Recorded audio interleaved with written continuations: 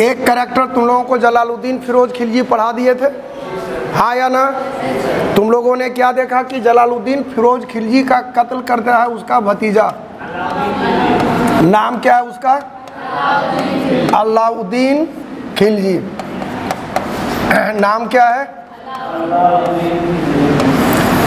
एक ऐसा विश्वासघाती कैरेक्टर जिस पर ये कह सकते हो कि इस व्यक्ति ने मानवता को शर्मसार किया, जिसने इसको बचपन से, तब जब ये अनाथ था, परवरिश किया, अपनी बेटी की शादी इससे करा दिया, सत्ता के रेस में भरोसा को अर्जित इसे करना चाहिए था, लेकिन इसके उल्टा इसकी राजनीतिक महत्वाकांक्षा इतनी चरम पर थी कि इसने अपने ही चाचा और अपने ही ससुर, क्योंकि जो चाचा था वही ससुर था, उसका कत्ल करने में कोई परहेज नहीं किया।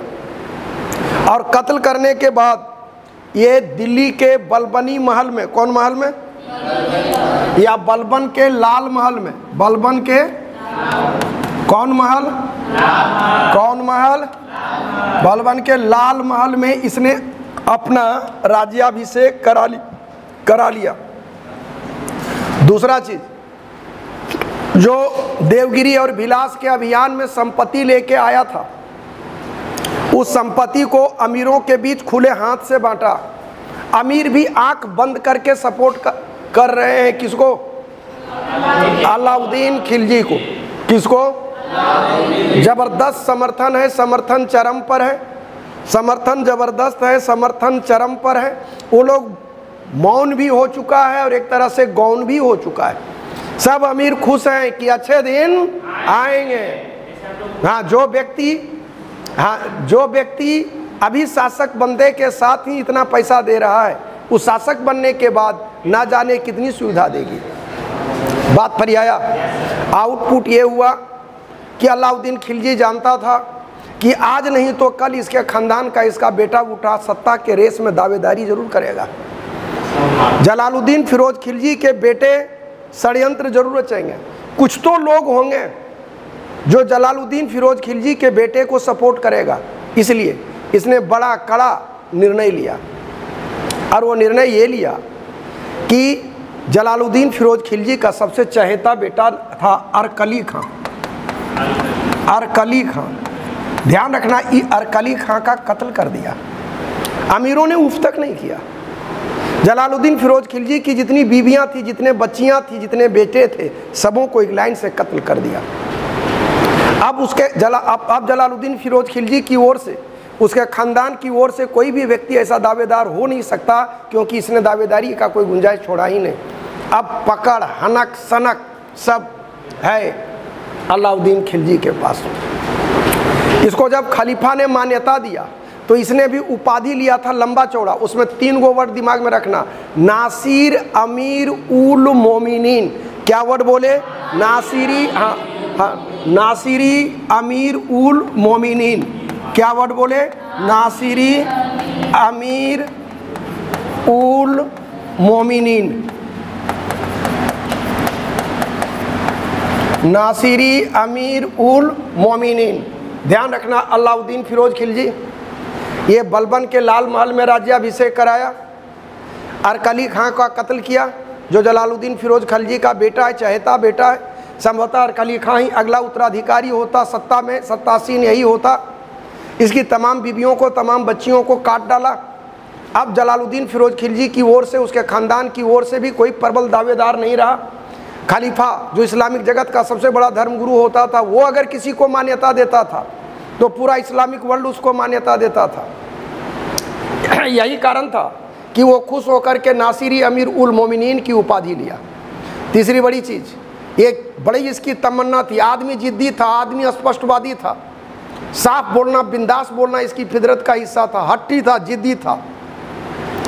और इस तरह का व्यक्ति होता है, उसे जल्दी कोई मुंह लगना नहीं चाहता, लेकिन ये जिस किसी के पास भी बात करेगा तो पूरी बात करेगा, नहीं तो अगले के साथ बिल्कुल बात नहीं करेगा। ये इसकी प्रकृति का एक हिस्सा था। जानते हो, ये इसकी 2 तमन्ना थी कि पूरी धरती को हम जीत जाएं, विश्व विजय। कौन विजय?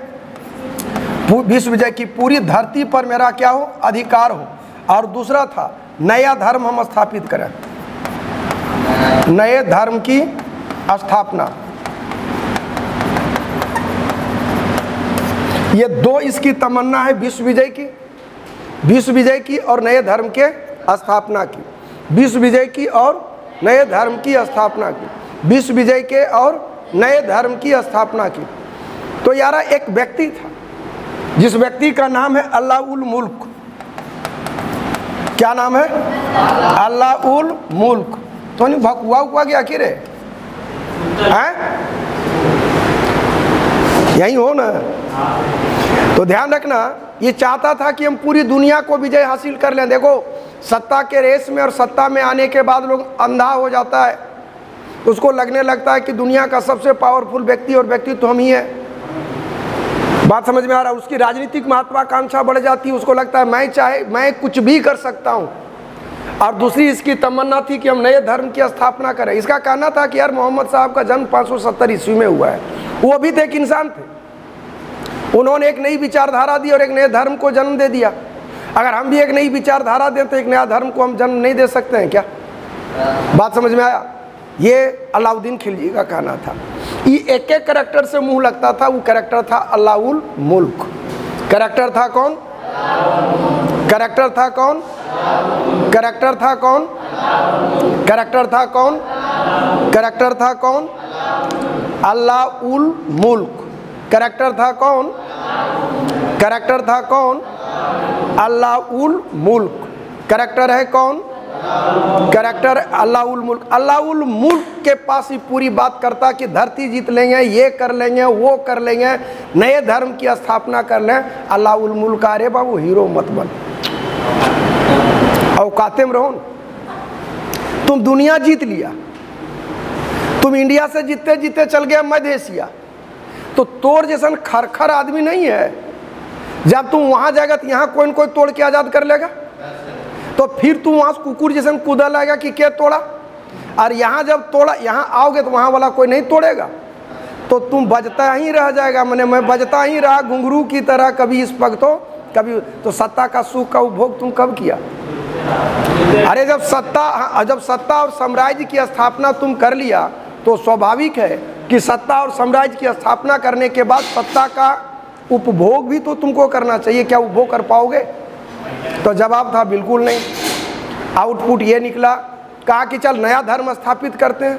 अल्लाउल मुल्क कहा कि एक नाम बता दो, एक ऐसा व्यक्ति का नाम बताओ जो धर्मगुरु भी हो और शासक भी हो।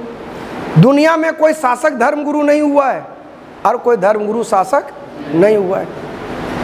तो फिर तुम कैसे धर्म की स्थापना करोगे?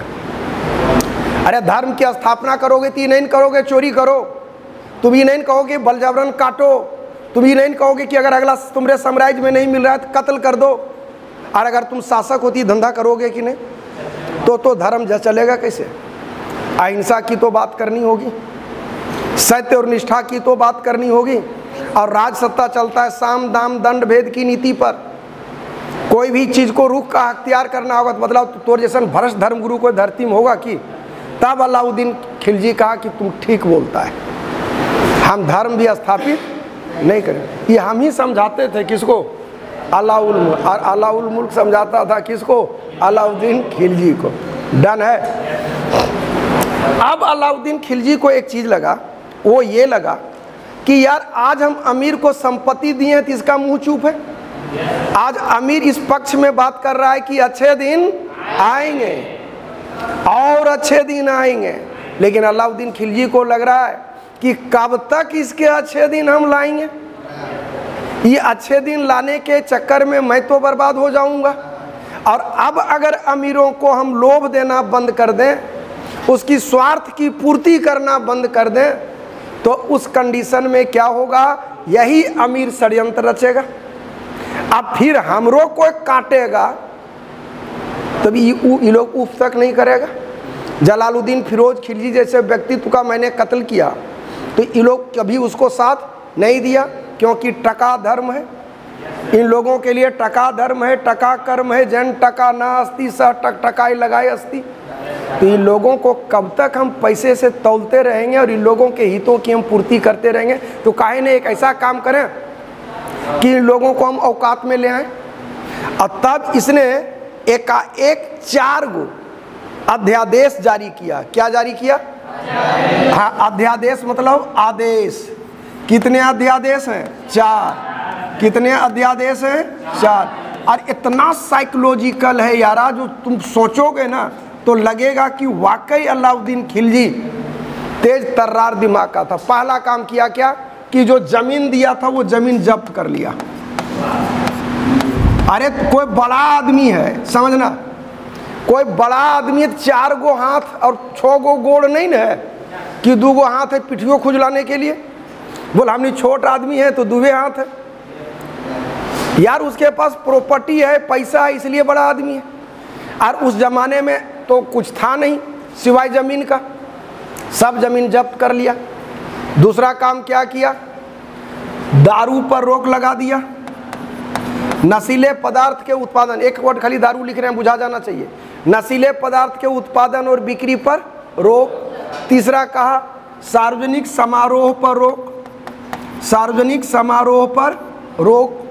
सार्वजनिक समारोह पर सार्वजनिक समारोह मतलब हाँ, अरे कोई मीटिंग से चुचुप या छोड़ो, ठेठ में समझो। मान लो हम अलाउद्दीन खिलजी हैं, तुम लोग सब अमीर हो, ठीक है। अब बदलाव तो नहीं, सबके हम जमीन वहाँ जब्त कर लें, घचाक से भकुआ जाएगा कि नहीं? एकाएक भकुआओगे, सब दुखी आत्मा बोल की बोलो रे, बोल हमरो, बोल तोरो, बोल हाँ, बोल तोरो जब्त किया, बोला। अब बदलाव सब दुखी आत्मा एक मंच पर बैठेगा, तब कहेगा थोड़ा सा हो जाए चीयर्स। जैसे जैसे दारू अंदर जाएगा डर बाहर आएगा, डर खत्म, गरियाना शुरू कर देगा, हाँ या ना? तो अगर हम मीटिंग पर ही रोक लगा दें, नशीले पदार्थ के उत्पादन और बिक्री पर ही रोक लगा दें, तो बदलाव ये सब कोई कर्म कर पाएगा? और तो और अबरी जो खेल खेला था वो गजब का था। वो था गुप्तचर विभाग का गठन। कौन विभाग का? कौन विभाग का? कौन विभाग का? गुप्तचर विभाग का गठन। अब समझना, तुम लोग सब अमीर हो, तुम लोगों को दारू पीने पर ठेठ में समझो एक तरह से अघोषित रोक हो गया, मीटिंग सीटिंग पर रोक हो गया, जमीन जब्त हुआ, और हम ये कह दिए कि तुम ही लोगों के बीच में से मेरे कुछ अमीर गुप्तचर भी हैं। अब बदलाव सब एक दूसरे को शक की निगाह से देखेगा कि नहीं? सबको लगेगा कि कहीं बेटा ये गुप्तचर निकला तो राजा को कह देगा, और राजा जब इतना टॉप क्लास का हरामी है तो साला कहियो काट देगा, हाँ या ना? कभी भी कत्ल कर सकता है, डन डना डन डन। आप बतलाओ, अमीर अगर सबसे अधिक कमजोर पड़े तो वो पड़े अलाउद्दीन खिलजी के समय में।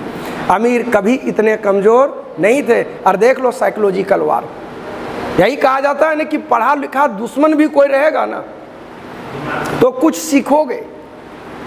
मूर्ख दोस्त से बेहतर है पढ़ा लिखा दुश्मन। देख लो कितना साइकोलॉजिकल खेल खेला।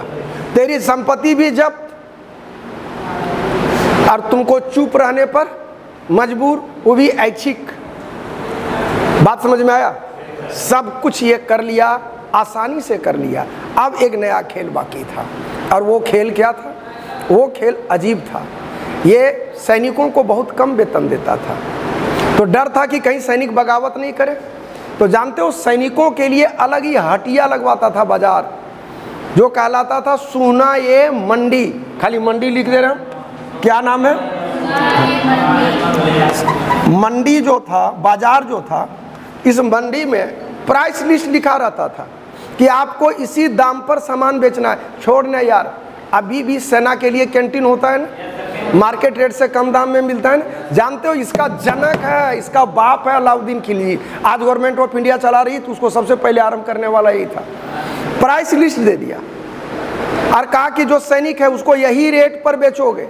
अलाउद्दीन खिलजी भी जानता था साला बनिए होता है, एक किलो की जगह 900 बेच के मेकअप कर लेगा। तो नियम बनाया था कि जो कम तौलोगे और जितना कम तौलोगे उतना मांस काट लिया जाएगा। बात समझ में आया? अब बतलाओ, हर कोई तो नहीं बढ़ाइए देगा ना, सामने में 2-3 बार तोल देगा कि देख ले रे भाई, एको छटा कम नहीं है, बढ़ाइए के दे रहे हैं। तो बदलाव ना कोई कम तोल सकता है, ना कोई प्राइस लिस्ट से ज़्यादा दाम ले सकता है। अच्छा, अब तुम्ही को मान लो कम वेतन मिले तो क्या फ़र्क पड़ेगा, सामान तो तेरे लिए सस्ता मिल रहा है ना। यही कारण है कि इसका मैनेजमेंट बहुत तगड़ा था, इसका मैनेजमेंट अधिक तगड़ा था। और इस प्रकार अमीरों को अपने ग्रिप में लेने वाला, शासन सत्ता की कड़ियों को लाजवाब ढंग से चलाने वाला अगर कोई कैरेक्टर था तो कैरेक्टर था अलाउद्दीन खिलजी। अब इसी अलाउद्दीन खिलजी का आता है साम्राज्य विस्तार। साम्राज्य विस्तार को समझना, एक आता है कि गुजरात जीता 1299 में। कब जीता? गुजरात जीता है 1299 में। 2-2 साल के अंतर पर जीता है, 2 साल जोड़ते जाओ, डेट पाते जाओ। गुजरात कब जीता है? 1299। ध्यान रखना, यहाँ पर यहाँ का राजा था कर्ण। राजा था कौन? कर्ण। और इसकी बीवी थी कमला देवी। बीवी थी कौन? अलाउद्दीन खिलजी टॉप क्लास का अय्याश था यार, ये अय्याश बहुत बड़ा था। हाँ, अलाउद्दीन खिलजी बहुत बड़ा अय्याश था, जहाँ पता चल जाता था कि सुंदर लड़की है तो फिर उठा के ले आता था। यहाँ के अभियान के लिए 2 व्यक्ति को भेजा था, एक का नाम था उलूग खां और एक का था नुसरत खां। क्या नाम बोले? उलूग खां और नुसरत खां। उलूग खां और नुसरत खां। क्या क्या नाम बोले? उलूग खां और नुसरत खां। क्या क्या बोले? फिर से बोलो। उलूग खां और उलूग खां और उलूग खां और उलूग खां और उलूग खां और उलूग खां और उलूग खां और उलूग खां और अब यही उलूग खां और नुसरत खां 1299 में आक्रमण किया और जानते हो कमला देवी को उठा के ले आया। साथ ही साथ वहीं गुजरात अभियान के समय खंभात एक जगह पड़ता है गुजरात में, खंभात की खाड़ी, वहाँ से एक हिजड़े को उठा के ले आया था जिसका नाम था मलिक काफूर। क्या नाम था? जानते हो इसको 1000 दिनार में खरीदा गया था। 1000 दिनार में खरीदा गया था। उस सामान के पैसे का नाम था दिनार, इसलिए इसको 1000 दिनारी कहा जाता था। बात समझ में आया? जानते हो अलाउद्दीन खिलजी की परम प्रिय चहेती बीवी बन गई कमला देवी। और कमला देवी को उसमें एक बेटी थी, छोटी सी बेटी थी, बेटिया गई छूट मैया गई चल। हाँ, अभी कहानी बहुत दमदार है। और मलिक काफूर जो छक्का था, हिजड़ा था, मलिक काफूर बहुत चहेता निकला किसका? अलाउद्दीन खिलजी का। इसके बाद एक अभियान है रणथंभौर अभियान। कौन अभियान है? रणथंभौर अभियान। रणथंभौर, ये रणथंभौर है, 2 साल जोड़ दो 1301 हो जाएगा। हाँ या ना? यहाँ का शासक था हमीर देव। राजा का नाम क्या था? हमीर देव। रणथंभौर के राजा का नाम, रणथंभौर के राजा का नाम हमीर देव। ध्यान रखना, हमीर देव। इसी के खानदान की महिलाओं को जब पता चला कि अलाउद्दीन खिलजी ने आक्रमण किया है तो इन लोगों, और जब हमीर देव की हार की सूचना मिल गई तो इसके खानदान की महिलाओं ने जौहर कर लिया। जौहर का मतलब होता है बड़ा सा आग का कुंड जलता रहेगा और जलती हुई चिता में लोग कूद जाती थी। आखिर राजपूत खानदान में महिलाओं को, लड़कियों का जन्म अशुभ क्यों माना जाता था? इसी कारण से। होता यूँ था कि जब कोई राजा जंग जीतता था तो हारे हुए राजा की बहू बेटी को उठा ले आता था और अय्याशी के लिए उच्च अधिकारियों में बांट दिया जाता था। यही कारण था कि ज़्यादातर महिलाएं जौहर कर लिया करती थी। अब आ जाता है इसके बाद इसका एक अभियान, मेवाड़ का अभियान। कहाँ का अभियान? मेवाड़। देखो, दूध